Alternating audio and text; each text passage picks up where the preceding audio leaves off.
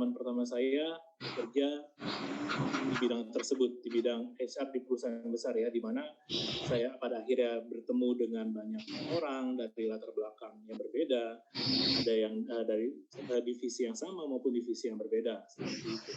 Dan tentunya dalam dunia karir, dunia perkantoran, itu kita tidak bisa memungkiri adanya masalah di dalam kehidupan kita sehari-hari, di dalam dunia perkantoran tentunya gitu ya. Masalah itu nggak semuanya berasal dari kita. Ada aja mungkin masalah yang bakal terjadi karena orang lain. Ada yang dari rekan kerja kita, satu divisi, bahkan orang yang berbeda divisi, atasan bawahan, itu pun bisa menimbulkan atau memberikan kita sesuatu masalah yang harus diselesaikan secepatnya. Nah, di sini proses critical thinking itu sangat dibutuhkan. Terutama dalam hal apa sih? Kalau saya boleh sharing, saya lebih banyak ini dalam pengaturan strategi ataupun untuk menciptakan suatu keputusan decision atau decision making gitu ya. Keputusan ini tuh keputusan yang mungkin krusial, yang sangat menentukan nanti kedepannya perusahaan bakal bagaimana, itu bisa aja terjadi kepada kita yang sudah nanti akan dapat tanggung jawab di perusahaan. Nah, critical thinking itu mungkin saya lebih banyak merasakan ketika saya masuk di perusahaan saya yang sekarang ini, di mana saya mendapatkan kepercayaan untuk mulai sebagai supervisor dan kemudian menjadi manajer, di mana segala keputusan itu punya bobot dan tanggung jawab yang sangat besar. Di mana mungkin setiap keputusan itu bisa menentukan nasib, bisa dikatakan nasib. Kenapa saya bilang nasib? Karena salah satu dari proses bekerja dari yang ada di HR itu kan menentukan mungkin pekerjaan orang, umur, bisa dikatakan dari umur di perusahaan tersebut gitu ya. Itu bisa menentukan, sangat menentukan. Jadi di mana segala keputusan itu perlu dipikirkan dengan sebijak mungkin. Nah, dengan ada datang masalah-masalah tersebut, sebenarnya kita sebagai seorang praktisi di lapangan dituntut untuk memiliki critical thinking itu, berpikir kritis itu. Mungkin kita bekerja di dalam satu perusahaan, kita punya atasan, kita punya orang yang lebih punya otoritas dibanding kita. Tapi di dalam pekerjaan kita nggak bisa menuntut kepada mereka, nggak bisa cuma nanya ke mereka, nggak bisa cuma berharap menunggu jawaban dari mereka. Tinggal menunggu bos ngomong apa, menunggu atasan kita ngomong apa, itu nggak bisa. Kadang kita juga harus memberikan suatu keputusan secara mandiri dan tentunya ada tanggung jawabnya. Oke, dari critical thinking sendiri, berpikir kritis sendiri, sebenarnya ada manfaat-manfaat yang bisa kita dapetin kalau kita memulai hidup kita dan memiliki critical thinking ini, berpikir kritis ini di dalam diri kita. Yang pertama di sini ada lifetime asset. Artinya ketika kamu memiliki skill tersebut, berpikir kritis, ini akan menjadi basic skill kamu, di mana kamu akan mulai terbiasa sepanjang kehidupan kamu mengkritisi segala sesuatu. Penting, kenapa saya bilang penting untuk mengkritisi segala sesuatu di dalam kehidupan. Seperti saya katakan, banyak masalah di dalam hidup. Bagaimana kita menyelesaikannya, itu yang akan menentukan hasil kita ke depannya. Makanya dibilangnya lifetime asset. Ini adalah aset yang mungkin aset kita selama ini kita berpikir kayak sesuatu yang ada fisik gitu ya. Tapi di sini juga ada aset yang mana ini penting buat menentukan ke depannya bagaimana dengan kita gitu ya. Yang kedua ada improve creativity. Jadi ketika kita berpikir kritis, bukan saja kita mencerna masalah tersebut, tapi kita juga akan berusaha untuk mencari solusi dari setiap permasalahan tersebut. Dengan sendirinya, kita akan dituntut untuk bisa berpikir secara kreatif. Berpikir kreatif di sini tentunya nanti akan lebih dirasakan ketika kita sendiri mengalami, di mana kita dipertemukan dengan suatu permasalahan dan ada banyak bahan-bahan pertimbangan di mana kita akan berusaha memikirkan solusi terbaik dan yang paling tepat menurut kita pada saat itu ya. Kemudian ada adaptasi yang cepat dalam kondisi lingkungan kerja yang tidak menentu. Mungkin tidak menentu itu ada permasalahan-permasalahan yang tadi sudah dikatakan, ataupun nanti ada perbedaan pendapat, ataupun nanti ada permintaan yang mendadak dari atasan ataupun dari klien kita nanti ke depannya gitu ya. Di situ critical thinking akan membuat kita menjadi orang yang pinter untuk improvisasi ataupun pintar untuk mengadaptasikan diri kita di lingkungan tertentu. Terkadang kalau kita ketemu dengan klien yang butuh diri kita untuk, ada yang mungkin nanti bisa ketemu yang klien yang kayak kaku gitu ya, kalian akan bisa menjadi pribadi yang memberikan solusi buat mereka. Nanti ketemu klien yang A, klien B, klien C, berbeda-beda karakteristik orang, kita bisa menjadi pribadi yang dibutuhkan sesuai dengan kondisi dan situasinya pada saat tersebut. Dan selanjutnya nanti juga ada dari critical thinking itu kita bisa menjadi partner yang baik. Partner yang baik itu bagaimana sih? Tidak hanya masalah yang menyangkut diri kita juga bisa membantu teman-teman atau rekan-rekan kerja kita nanti di lingkungan kerja. Dengan begitu, mereka akan respect sama kita. Mereka akan merasakan bahwa kita merupakan partner yang bisa mendukung kinerja mereka. Tentunya nanti kalian kalau di lingkungan kerja, kalian akan merasa sangat terbantu kalau misalkan akan berpartner ataupun akan bekerja sama dengan orang-orang yang berpikir kritis. Nah, itu kan kalau kalian bekerja dengan mereka yang berpikir kritis. Tapi kalau misalnya bisa kalian yang berpikir kritis, tentunya rekan-rekan kalian akan bisa diuntungkan dengan adanya kalian. Yang terakhir, ini yang mungkin ini cukup paling penting dari pengalaman saya gitu ya. Jadi kita nggak mudah untuk dibodohi. Terkadang di dunia pekerjaan kita berusaha untuk seprofesional mungkin. Kita menjawab tanggung jawab kita mengerjakan apa yang menjadi bagian kita dengan tanggung jawab. Tapi ada aja mungkin nanti pihak-pihak tertentu yang mau berusaha untuk mengambil keuntungan, baik itu melibatkan kita ataupun tidak. Di situ kita bisa mencegah hal itu terjadi. Kita bisa membuat kerugian yang akan terjadi pada kita itu menjadi direduksi ataupun hampir tidak ada dengan adanya berpikir kritis. Nah, saya akan lanjutkan dengan karakteristiknya. Jadi karakteristiknya berpikir kritis, yang pertama itu ada disposisi atau watak, yaitu ada skeptik. Jadi berpikir skeptik itu kita berpikir seperti meragukan, bukan ragu-ragu gitu ya, tapi skeptik itu lebih ke arah kita akan mempertanyakan segala sesuatu yang ada. Kita akan mulai mempertanyakan apa sih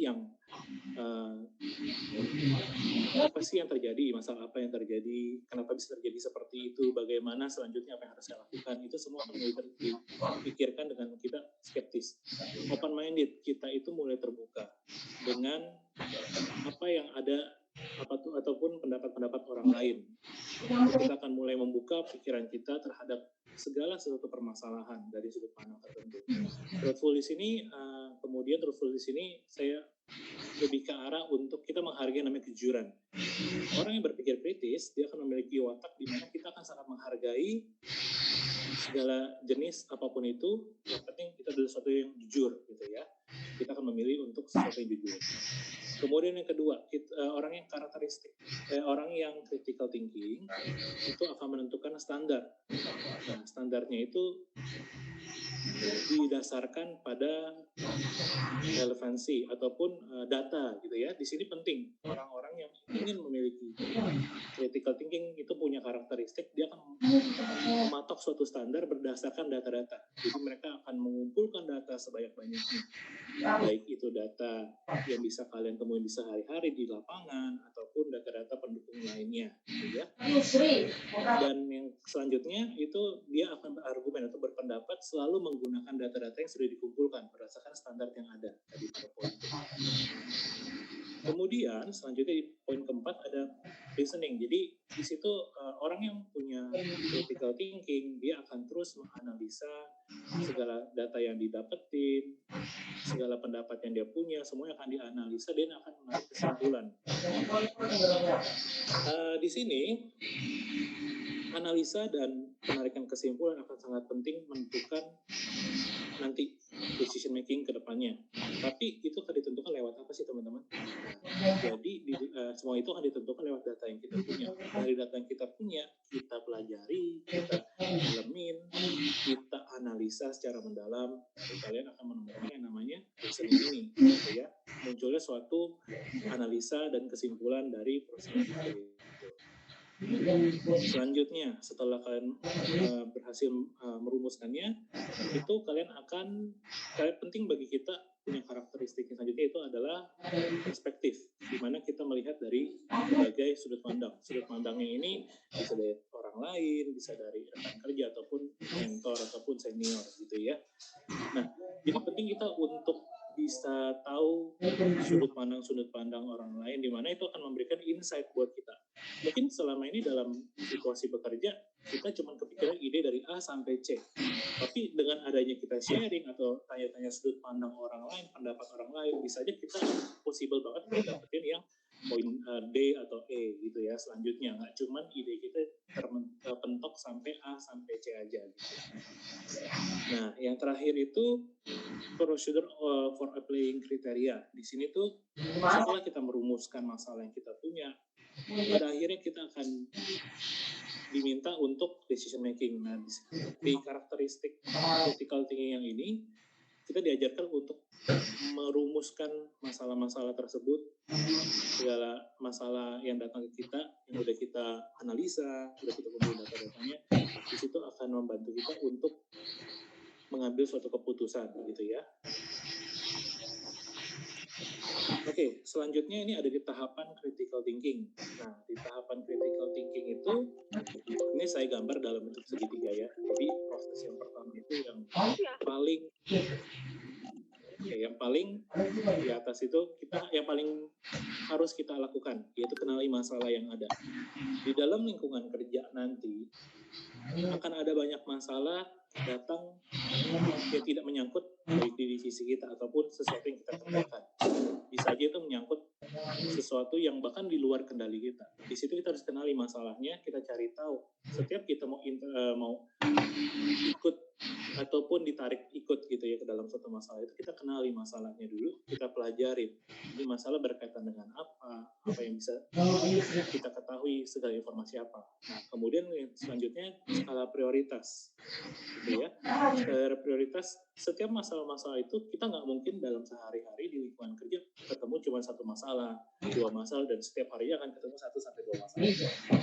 Tentunya akan ada banyak masalah, bisa aja hari ini ada 4 masalah, besok kita nggak tahu sudah selesai belum 4 masalah yang kemarin, bisa terbawa sampai hari esoknya, dan di hari esoknya kita ketemu 5 masalah. Nah, dari masalah-masalah itu kita harus menentukan skala prioritasnya. Mana yang paling urgensi, mana yang harus mendapatkan sorotan pertama kita. Dari situ ya kita akan memprioritaskan mana yang paling penting gitu ya. Selanjutnya, kumpulkan informasi ataupun data. Data-data tadi sudah sempat dibahas sebelumnya, data-data pendukung yang bisa membantu kita dalam mentelaah atau merumuskan masalah-masalah yang ada. Kemudian tadi juga ada kenali perspektif. Jadi di sini penting buat kita tanya pendapat orang-orang di sekitar kita setelah kita merumuskan gitu ya. Karena terkadang apa yang sudah kita pikirkan, ide yang kita sudah pikirkan itu belum tentu menjadi yang terbaik. Belum tentu itu merupakan ide terbaik yang bisa kita berikan. Ya. Tapi dengan adanya kita sharing, adanya dengan kita tanya pendapat orang lain, itu akan membantu kita untuk menemukan ide yang lebih baik lagi, yang menuju lebih sempurna lagi. Selanjutnya, setelah kita mengumpulkan informasi dan pendapat-pendapat orang lain, kembali ke analisa. Karena pendapat sekalipun belum tentu itu adalah pendapat yang paling baik. Jadi kita harus menganalisa mana yang benar, mana yang tidak. Segala data yang benar, data yang kita peroleh, mana yang bisa kita gunakan, mana data yang tidak bisa kita gunakan, mana data yang terupdate ataupun data yang bahkan sudah melewati masanya ataupun data yang sudah ternyata ada versi terbarunya. Ya. Selanjutnya baru yang diharapkan dari critical thinking itu decision making, di mana ini adalah poin terakhir ketika kita ingin memberikan suatu ide demi mencapai jawaban tersebut ya dari setiap masalah yang ada. Seperti itu. Jadi dalam lingkungan kerja itu sedikit banyak permasalahan-permasalahan itu datang. Kalau misalkan saya cerita gini, di pengalaman saya saat ini saya di perusahaan F&B, di mana perusahaan tersebut akan melibatkan nggak cuma yang ada di kantor, ada di lapangan. Dan di lapangan terkadang sebagai orang atau individu yang bekerja di kantoran, kita nggak bisa melihat secara langsung kalau kita nggak terjun ke lapangan. Mungkin saya bekerja di kantor, bertemu dengan divisi-divisi lain di kantoran, tapi saya nggak tahu masalah apa yang ada di lapangan yang menyangkut staf-staf barista saya, staf-staf gudang saya, itu kita nggak tahu.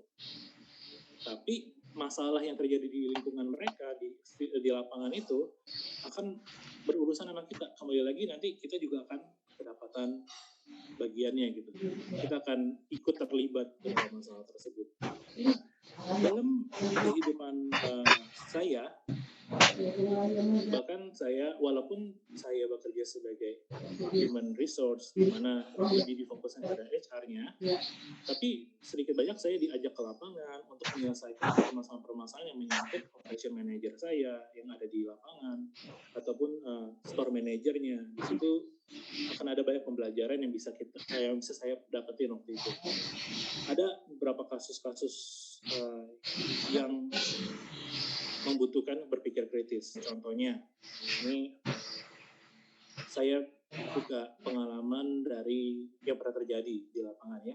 Ada misalkan karyawan baru, barista baru yang bekerja di perusahaan saya, dan ada laporan dari orang lapangan dan bawahan dan para pekerja-pekerja di lapangan itu ada yang melapor, Pak, ada kehilangan uang.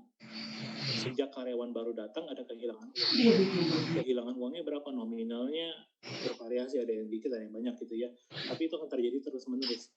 Tapi kita mungkin ada yang dicurigai, ada teman-teman barista yang dicurigai di lapangan, mungkin dipikirnya bisa aja orang ini yang ambil duitnya seperti itu gitu ya.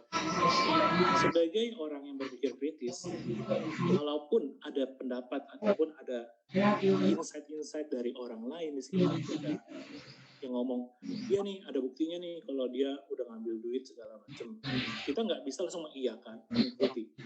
Kita telah dulu masalahnya gitu ya. Sama saya yang seperti tadi yang ada di tahapan kritikal kayak gini, kenali masalahnya. Oh, ada yang ambil duit, tahu dari mana gitu ya, tahu dari mana itu dia yang dia ambil duitnya gitu kan. Setelah kita cari bukti-buktinya, bisa lewat CCTV, bisa kita cari buktinya lewat teman-teman kerjanya yang kerja di bersamaan, ataupun bisa kita tanya ke atasan-atasan yang ada di lapangan seperti itu. Kemudian setelah kita tanya, apalagi yang bisa kita lakukan? Kita tanya pendapat dari misalkan store manajernya, bagaimana anak ini hari pertama, bagaimana kerjaan dia, apa aja yang dia lakukan, dia sudah sampai mana progresnya, bisa melakukan apa saja. Kemudian bukan cuma dari satu sudut pandang, bisa aja dari sudut pandang yang lain, dari teman-teman kerjanya. Ngobrol aja. Menurut kamu si A ini gimana orangnya terkait masalah yang kemarin ada duit hilang? Menurut kamu apakah A ini orangnya? Itu banyak hal yang bisa kita gali dari situ.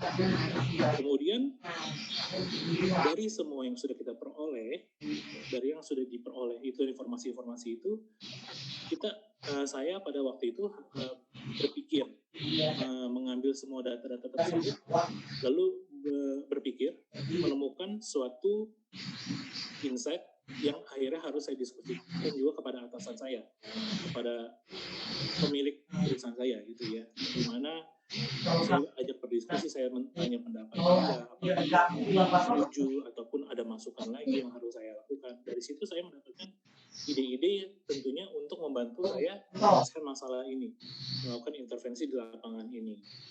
Pada akhirnya yaitu decision making, baru kita eksekusi ke lapangan. Saya eksekusi ke lapangan, di situ dari data-data yang terkumpulkan akhirnya ketemu insight-nya, yaitu bukan karyawan baru ini, tapi ada kesalahan teknis dari sudut. Nah, bagaimana sih kita punya critical thinking atau berpikir kritis, menjadikan itu jadi skill kita. Jadi ini saya membagikannya, yaitu bagaimana kita melatih diri kita untuk punya critical thinking. Ini saya peroleh waktu saya ketika masih kuliah. Jadi ini bukan promosi Atma Jaya gitu ya, tapi waktu itu saya melakukan Atma Jaya di kelas logika. Berpikir kritis itu bagaimana? Saya ingat ada satu dosen saya bernama Pak Kasdim. Beliau mengajarkan mata kuliah logika dan beliau memberikan suatu pernyataan di mana kalau kamu ingin punya skill berpikir kritis, kamu mulai deh dengan 5W1H, yaitu kamu mempertanyakan segala sesuatu dengan 5W1H. Dari situ kamu akan mulai untuk berpikir kritis. Setiap kamu ada dapat suatu statement, suatu masalah, kamu akan terlatih untuk berpikir skeptis, seperti tadi dibilang di karakteristik untuk berpikir kritis itu ya. Kamu akan terlatih untuk mencari tahu ini itu yang bahkan kamu sudah tahu ataupun belum tahu, kamu akan terlatih untuk mengumpulkan data, cari tahu. Mungkin berpikir kritis itu bukan kepo, tapi terlihatnya mungkin nanti akan seperti kepo karena kamu ingin tahu kebenaran. Karena tujuan dari kita dari berpikir kritis adalah mencari solusi, dan solusinya itu berdasarkan fakta dan kebenaran, bukan berdasarkan oleh karena itu kita membutuhkan sikap skeptis gitu ya. Oke, mungkin sedikit banyak itu sih yang bisa saya share dari pengalaman saya dan dari materi yang bisa saya bagikan hari ini. Karena apa yang saya bagikan ini bukanlah sesuatu yang paling benar, tapi ini saya angkat dari kehidupan saya ketika saya bekerja baik di perusahaan finance ataupun di perusahaan saya F&B saat ini. Karena saya sendiri pun merasakan pentingnya berpikir kritis itu, terutama dalam mengambil suatu keputusan yang menyangkut banyak orang di dalamnya, gitu ya. Semakin besar kita diberikan tanggung jawab oleh perusahaan, semakin besar juga hal-hal yang menjadi pertimbangan kita untuk kita pikirkan, semakin banyak hal yang harus kita pertimbangkan karena itu menyangkut kehidupan orang lain juga. Seperti itu mungkin dari saya, materinya sampai sini. Terima kasih kepada Kak Gabriel untuk materinya serta pengalaman yang disampaikan yang tentunya sangat berguna bagi kami dan para peserta sekalian. Nah, dipersilakan teman-teman yang ingin bertanya langsung di kolom chat ya, dan saya bacakan kepada Kak Gabriel.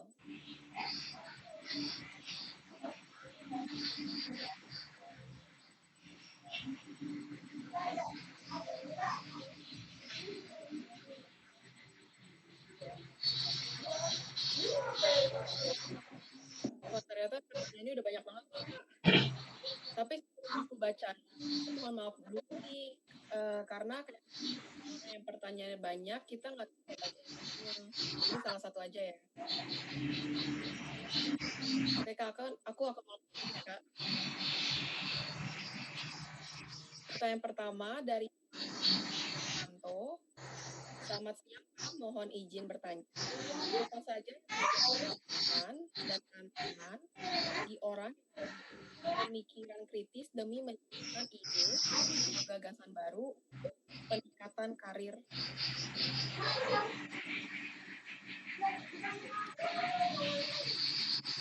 Sorry, boleh diulangin pertanyaan? Ya, Kak. Pertanyaan pertama, apa saja yang menjadi hambatan dan tantangan bagi orang yang memiliki pemikiran kritis demi menciptakan ide atau gagasan baru untuk peningkatan karir di perusahaan? Oke, berbicara tentang tantangan yang akan kita hadapin kalau ketika kita punya pikiran kritis gitu ya.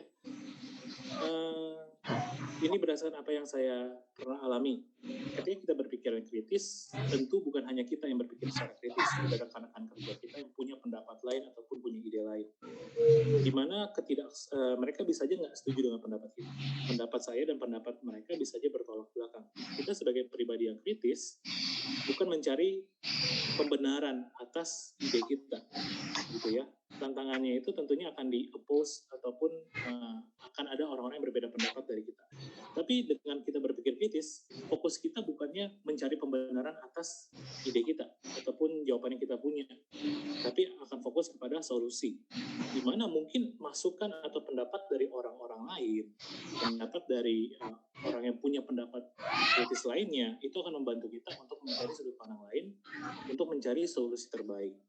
Nah, tantangannya itu ya yang tadi saya katakan, ketika ada orang lain yang mungkin tidak setuju dengan pendapat kita, ataupun ada orang-orang yang mungkin akan ngomongin kita di belakang, kayak untuk apa sih suatu masalah itu diperpanjang ataupun dibesar-besarkan gitu. Misalkan kayak duit hilang dalam perusahaan, kalau ada duit hilang, misalkan duit di toko hilang 100.000 gitu ya, ada duit 100.000, mungkin itu nggak seberapa, tapi kenapa sih dari divisi HR itu sampai mencari masalahnya segala macam, mengangkat masalah tersebut gitu ya. Bukannya kita mengangkat masalah, tapi kan yang namanya tanggung jawab itu adalah tanggung jawab kita sebagai orang-orang yang punya pekerjaan. Kita punya tanggung jawab, dan dengan ada yang berpikir kritis itu penting bagi kita untuk mencari segala macam masalah-masalah tersebut, baik ada masalah-masalah yang penting menurut orang lain mungkin nggak penting, menurut kita penting, ataupun sebaliknya. Jadi mungkin tantangannya lebih ke arah situ sih kalau buat saya pada saat itu. Oke, makasih Pak. Aku akan tanya pertanyaan kedua dari teman-teman. Bagaimana critical thinking ini bisa mempengaruhi seseorang dalam pengambilan keputusan? Halo, sorry, boleh ini lagi Ya. soalnya. Baik, pertanyaan kedua itu, bagaimana proses critical thinking bisa mempengaruhi seseorang di dalam pengambilan keputusan?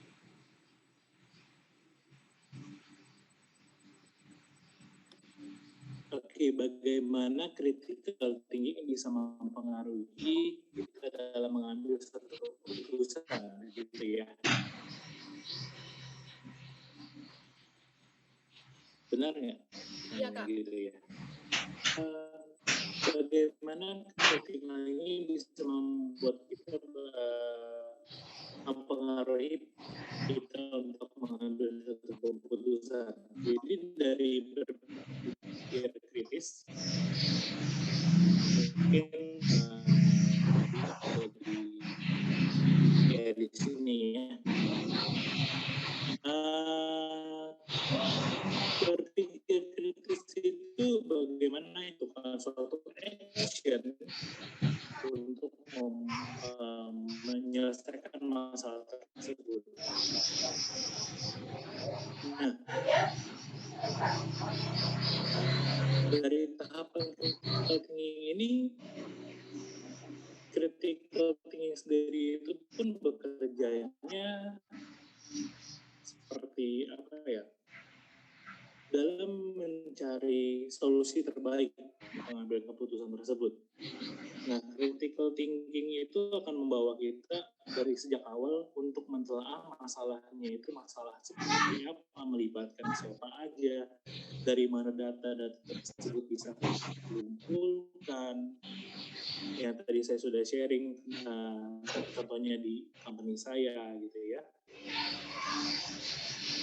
Critical thinking itu membantu kita mencari solusi mengaruhi dengan berpikir kritis, karena keputusan bisa aja kita buat dengan mudahnya. Bisa aja kalau dalam contoh kasus saya pada saat itu ada karyawan baru, sejak ada karyawan baru duitnya hilang, bisa saja saya langsung pecat orang itu tanpa saya mengumpulkan bukti-bukti. Tapi ternyata besokannya masih aja duit ada yang hilang, masih aja ada masalah-masalah lainnya, nggak menjawab permasalahan tersebut, benar? Nah, dengan ada kita berpikir kritis, kita menelaah masalah tersebut sampai ke intinya, ke core-nya, maka diharapkan akan ada solusi terbaik untuk menyelesaikan ataupun menjawab masalah tersebut. Akhirnya terjawabkan melalui decision making kita buat. Seperti itu.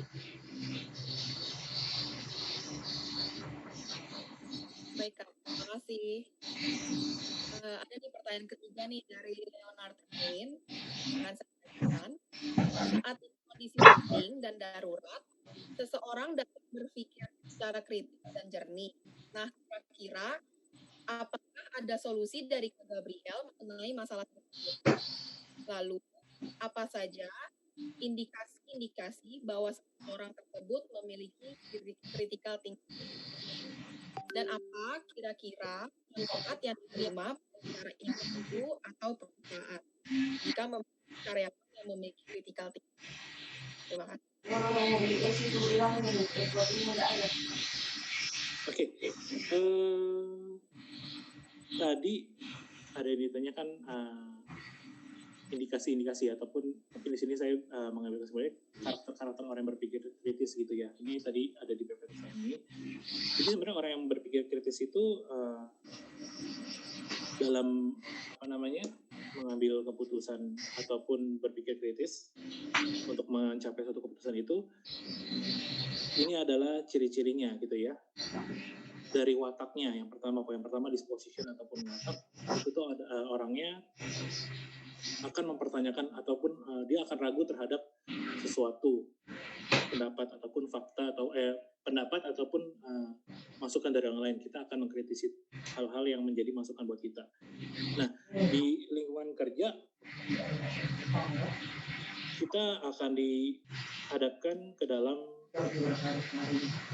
hal yang bahkan menurut kita adalah hal yang baru. Kita nggak tahu, kita belum punya basicnya, kita belum punya pengalamannya, tapi kita akan diajak secara paksa ataupun tidak akan dihadapkan dalam kondisi seperti itu. Jadi karakter pertamanya itu adalah wataknya. Kita orang yang punya berpikir kritis itu punya watak untuk skeptik, pikiran terbuka, dan dia sangat menyukai kejujuran. Yang kemudian selanjutnya punya karakter itu menetapkan standarnya itu apa? Standar untuk mengumpulkan data, itu kita harus dari yang data-data sumber-sumber yang harus kredibel, harus relevan, ataupun punya tingkat keakuratan yang tinggi. Nah, selanjutnya kita harus punya pendapat yang didukung dengan data, dan kemudian harus bisa analisa terhadap data-data ataupun temuan-temuan yang kita temuin, gitu ya. Kemudian bisa dapat berbagai perspektif orang lain dan kemudian kita bisa menerapkannya dari awal sehingga bisa mencapai decision making. Terus tadi ada apa lagi pertanyaannya? Sorry. Pertanyaannya, apakah ada solusi dari kakak mengenai masalah tersebut? Dan manfaat baik secara individu atau perusahaan jika karyawan memiliki critical thinking. Oh, oke. Kalau manfaat ya, kalau manfaat ini dari saya pribadi gitu ya. Pada saat waktu awal saya bekerja sebagai HR supervisor, di sana saya mungkin bekerja cuman mengurusi atau monitoring dari misalkan divisi saya di rekrutmen ataupun di bagian compensation and benefit. Tapi ketika saya mau main ke lapangan, ketika saya ingin terjun ke lapangan dan cari tahu masalah-masalah apa yang terjadi di perusahaan saya, di situ manfaatnya mulai terlihat ketika kita berpikir kritis adalah kita bisa membantu penyelesaian masalah di perusahaan kita yang walaupun nggak ada hubungannya sama kita. Tujuannya itu apa sih? Kalau menurut saya pribadi, yang saya aim ataupun yang menjadi tujuan saya pada saya memberikan diri saya untuk ikut dalam dalam ikut terjun ke dalam masalah tersebut gitu ya. Manfaat yang pertama yang paling saya terasakan adalah tentunya atasan menjadi senang kepada kita. Maksudnya di sini bukannya kita menjilat atasan, tapi ketika kita memberikan hati kita untuk mau ikut membantu masalah perusahaan, tentunya atasan ataupun orang-orang di sekitar kita akan mengapresiasi tersebut kalau kita bisa ikut menjawab masalah-masalah tersebut. Nah, critical thinking itu kan nggak cuman untuk menjawab masalah tadi yang berhubungan sama kita, ataupun kita kerja di divisi A, nggak akan cuma menjawab masalah di A, tapi kalau misalkan kita punya sikap kritis, kita akan bisa membantu menyelesaikan masalah-masalah yang berkaitan sama hubungan kerja. Itu sih kalau yang dari saya manfaat yang paling saya rasakan ya. Jadi akan diapresiasi oleh baik atasan ataupun rekan kerja. Oke Kak, makasih. Penjelasannya lengkap banget Kak. Oke, ini pertanyaan selanjutnya dari Rahmawati Ananda. Izin bertanya ya Kak, apakah critical thinking bisa kita pelajari secara otodidak atau harus didasarkan pengalaman terlebih dahulu, baru bisa mengasah critical thinking kita. Kemudian, dalam dunia kerja, kadang-kadang terjadi yang tidak diinginkan. Nah, bagaimana cara kita bisa menyelesaikan masalah dengan keputusan yang subjektif? Karena keputusan yang membahagiakan semua orang cukup sulit. Terima kasih. Oke, saya jawab satu-satu ya. Tadi soalnya ada 2 pertanyaan ya kalau nggak salah dari pertanyaan barusan ini ya. Yang pertama tadi pertanyaan adalah? Yang pertama adalah apakah critical thinking bisa kita pelajari secara otodidak ataukah harus didasarkan pada pengalaman terlebih dahulu baru kita bisa mengasah critical thinking. Oke, saya jawab yang ini dulu ya. Jadi critical thinking itu nggak kita harus, misalkan nih kayak kita harus belajar dari buku, dari teori seperti itu, nggak selamanya kita belajar dari situ, tapi dari kehidupan kita sehari-hari gitu ya. Critical thinking itu bisa kita mulai pelajarin dari apa yang ada terjadi di lingkungan kita.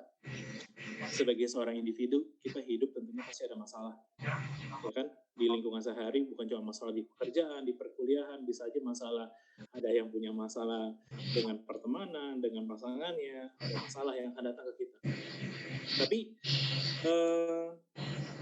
masalah-masalah itu bisa kita mulai kritisin dengan cara mulai hidup untuk berpikir kritis. Mulai, bukan kepo ya, berpikir kritis itu berbeda. Berpikir kritis kita mulai mempertanyakan, ini masalah kenapa sih bisa terjadi? Apa sih yang terjadi emangnya? Siapa aja sih yang terlibat? Bagaimana? Apa sih yang harus saya ambil? Keputusan apa yang harus saya ambil? Seperti itu. Mulai dari 5W1H ini.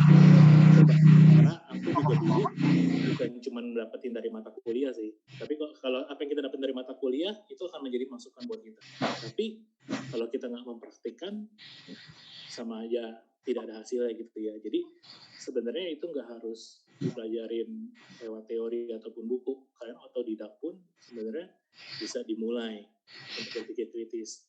Jadi kalau saran dari saya, coba dari 5W1H. Ketika kalian ketemu satu masalah, ketemu banyak hal-hal yang terjadi dalam hidup kita, coba selalu gunakan 5W1H. Bertanya kepada diri sendiri, kemudian mulai mengasah pertanyaan-pertanyaan tersebut, menjawab pertanyaan-pertanyaan tersebut. Akhirnya nanti akan menjadi suatu kebiasaan berpikir kritis.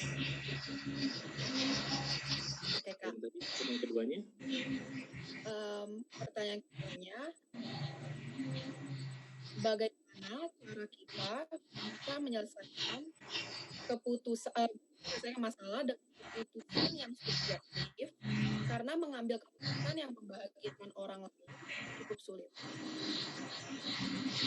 Oke. Kalau menurut saya, pertama, kita tidak akan bisa menyenangkan hati semua orang. Kita tidak akan bisa menyenangkan keputusan yang kita ambil itu tidak bisa menyenangkan seluruh orang yang ada bersama dengan kita. Tapi dalam dunia pekerjaan, sebagai pribadi yang profesional, pertama, kita harus melihat kepada perusahaannya. Regulasi ataupun peraturan-peraturan yang ada pada perusahaan. Ketika terjadi suatu masalah, kita kembali lagi ke acuannya, yaitu adalah peraturan di perusahaan tersebut ataupun etika bekerja. Gitu. Jadi kesampingkan gini, walaupun masalah tersebut menyangkut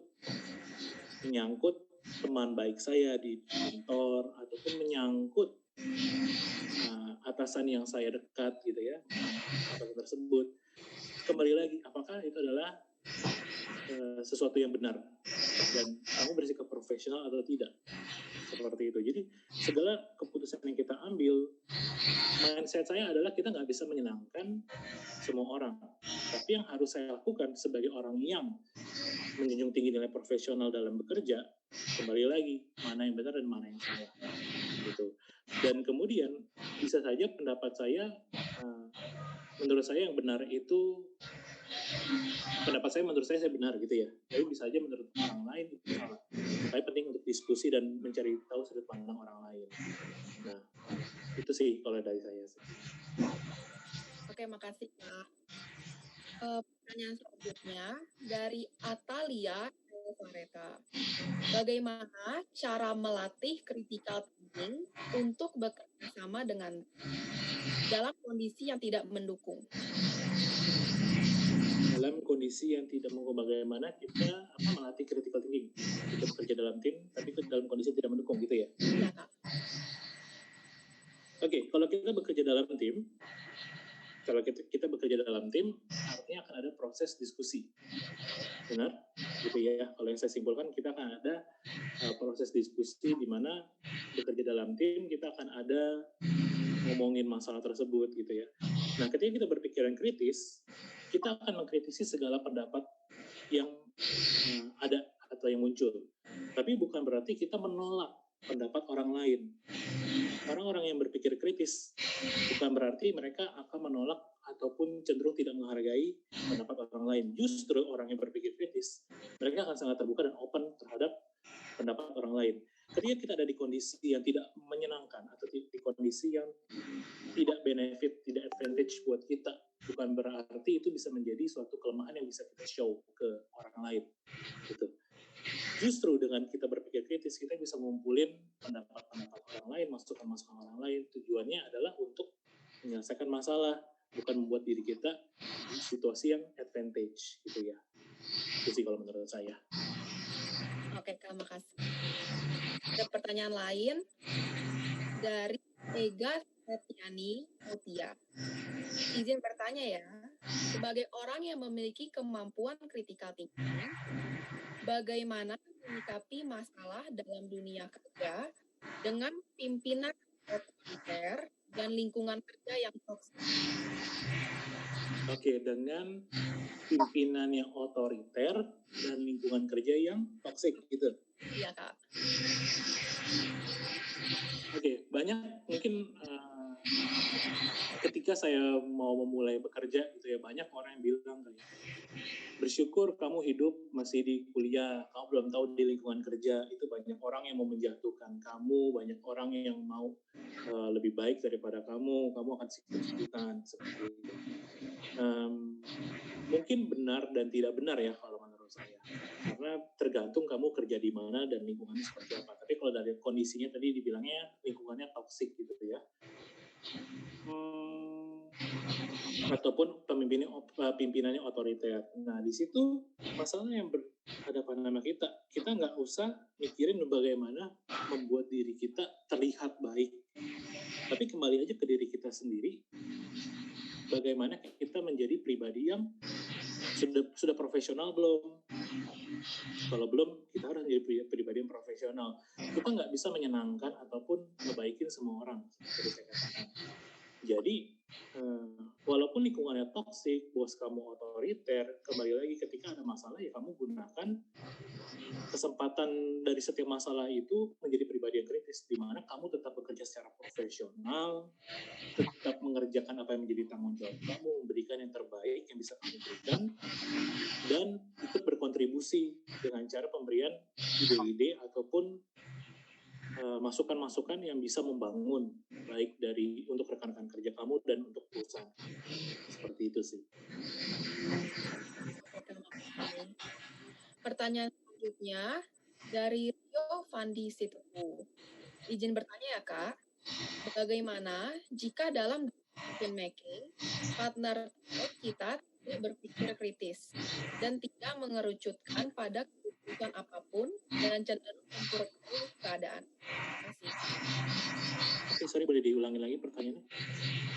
Bagaimana jika dalam decision making partner teamwork kita tidak berpikir kritis dan tidak mengerucutkan pada keputusan apapun dan cenderung memperkeruh keadaan?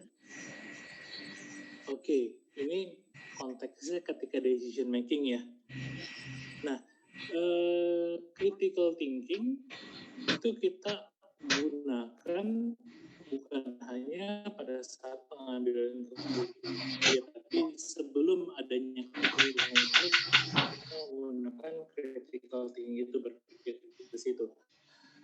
Nah, kondisinya ketika udah decision making, ternyata ada rekan kerja kita yang justru tidak berpikir secara kritis. Ini jangan difokuskan pada bagaimana saya mengalahkan orang ini. Bukan. Kembali lagi, ketika kita membentuk decision making, itu kita fokusnya adalah ke permasalahannya, bukan bagaimana cara pendapat saya bisa diterima. So, kembali lagi, ketika kamu berhadapan dalam kondisi-kondisi seperti ini, kamu memberikan seperti itu kah, ataupun pendapat dari orang-orang yang justru memperkeruh suasana, gitu ya. Itu urusan yang berbeda. Kamu sebagai seorang individu di lingkungan kerja, kalau kamu sudah bekerja secara profesional dan bekerja di ranah, maksudnya di jalan yang benar, ya sudah, kerjakan bagian kamu. Kembali lagi, decision making itu diambil, apalagi ngomongin teamwork ya, decision making itu diambil dari dia sama tim. Dengan kamu berkontribusi, itu akan membantu dalam menemukan masalah-masalah dan menjawab masalah-masalah tersebut. Sedikit banyak, tapi biasanya dengan adanya critical thinking itu pasti kamu akan memberikan suatu masukan yang bisa membantu menyelesaikan masalah, termasuk dalam mengambil decision making. Seperti itu. Oke Kak, ini pertanyaan terakhir ya. Dari Surya Dharma Wijaja. Pak, perilaku yang bisa menunjukkan bahwa seseorang itu sesuai critical thinking. Perilaku apa yang bisa menunjukkan bahwa seseorang itu bertindak sesuai critical thinking?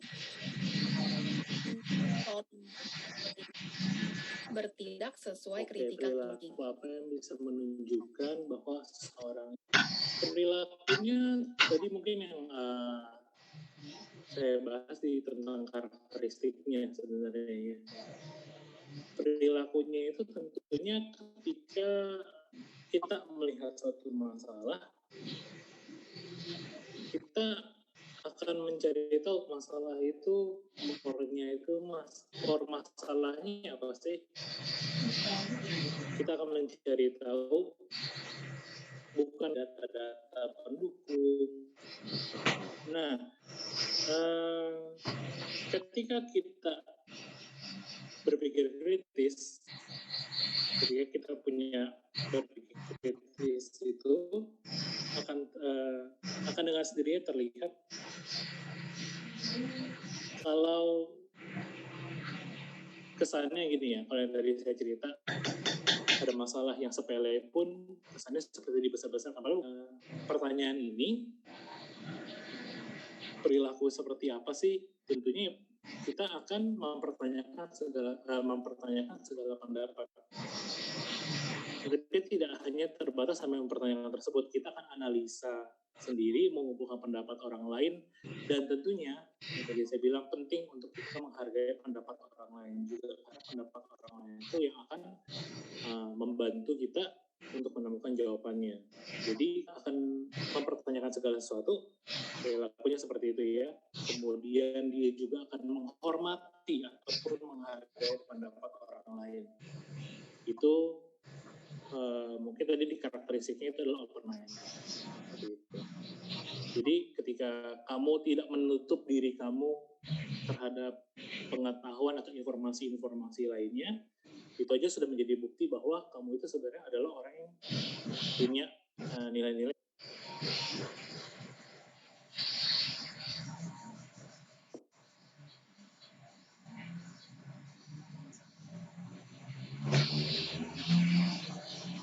Ya kalau itu sih.